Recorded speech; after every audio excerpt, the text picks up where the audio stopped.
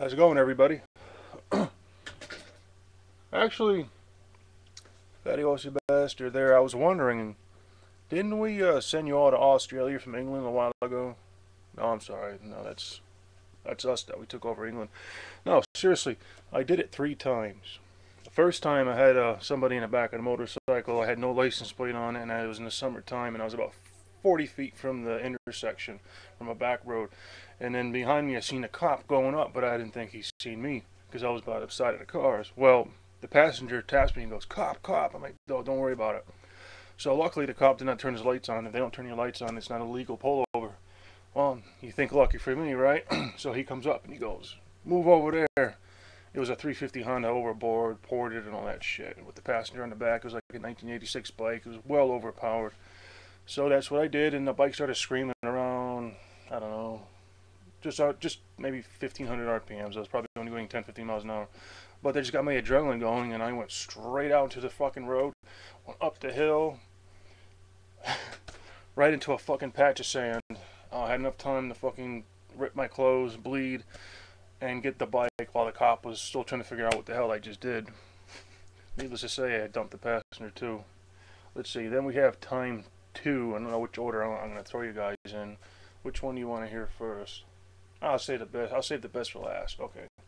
Another time is my ex-wife. She's French. You know, I'm sorry. That was my mistake for marrying her. Well, I went over to visit her at her apartment. We were in the middle of a divorce at the time. And I knocked on the door and I said, "Hello, honey. I'm here to see you." And I heard her talking real quietly, so I'm listening at the door. What the fuck is she doing? And I heard my name, and I heard, "He's here in the building." I'm like, "Oh, fuck."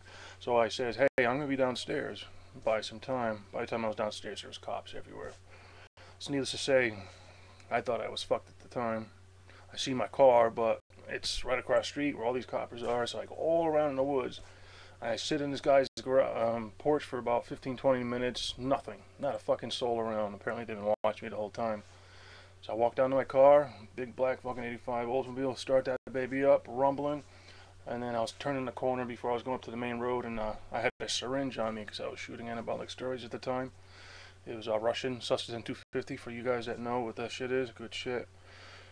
Well, it fell down on the floor, and then it got caught up in a crate, and my hand started bleeding. I pulled the syringe up, and then the car, I obviously couldn't keep going, so I had to hit on the brake for a minute, and I pulled it out, and I broke part of the syringe, and I pulled the window down, and I turned the corner, and there they are with their flashlights, and I would have hit them, and like, "Pull over," and I fucking turned the wheel all the way to the right, and I just missed them. They're on foot, by the way, and I gunned it. The next thing you know, I hear fucking sirens. I must have went, I don't know, about 75, 80 feet, and got down to the end of the road before I turned to the next corner, and I threw the syringe out of the fucking window, and I went over into the bridge. And then I was not realizing how fucking fast I was going, because your adrenaline's all pumping and shit. So I went to stop, and the car goes sideways, and so I says, "Fuck it," shut the lights off, and I went straight. And my light was red. That was another 200 feet ahead. So I braced myself. I says, "Fuck it, it's either them or me." And I fucking floored that motherfucker. Put her in second and fucking went. And dropped her in drive. And I must have gone about, God, fucking 80, 82, going through the light on a little side road. Speed limit's 35. And then I come around the next corner with the slow down, and the fucking car is going like this. I made it approximately.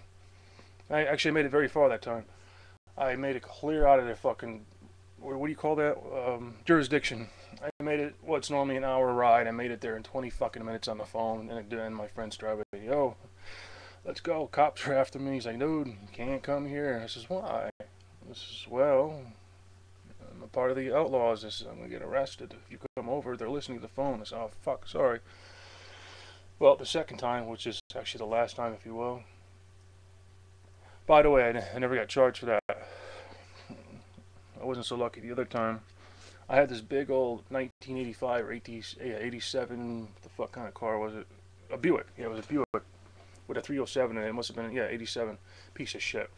And I had a big crash bar on there, which is normally for SUVs. So it looks like a wagon, a war wagon that's going to go on a fucking murdering rampage. Plus I had stickers about guns everywhere, submachine gun comments. And I found myself in a donut shop. Of course, that's where the cops were going to be. So I see him pull in about 7, 8 o'clock at night, and I'm like, "Oh, fuck, he's going to see me." So I started my car, and I went to go leave, and this bitch is pulling in. She's talking. I wanted to shoot her. Luckily, the gun was home that night.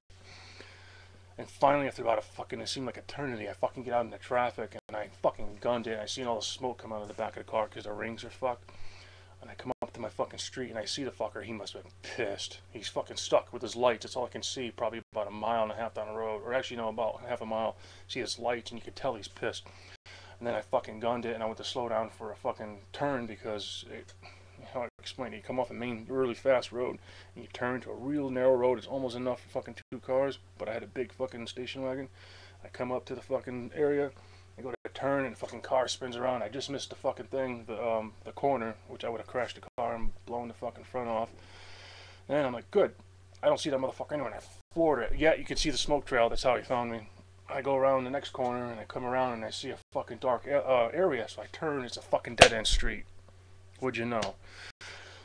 So I shut my car off, started back up, and I'm ready to leave after I turn the car around, and there he is. So needless to say, when he got out of his cruiser, he had me at gunpoint, and I go, "What the fuck did I do?" He says, "For being a fucking asshole." That's honest truth. So he threw me on the ground, and that cost me 6 fucking charges. So the guy who went to run with the diesel, do I blame him? Fuck no. Give the coppers a run for it. Fuck them. Because if I had it my way,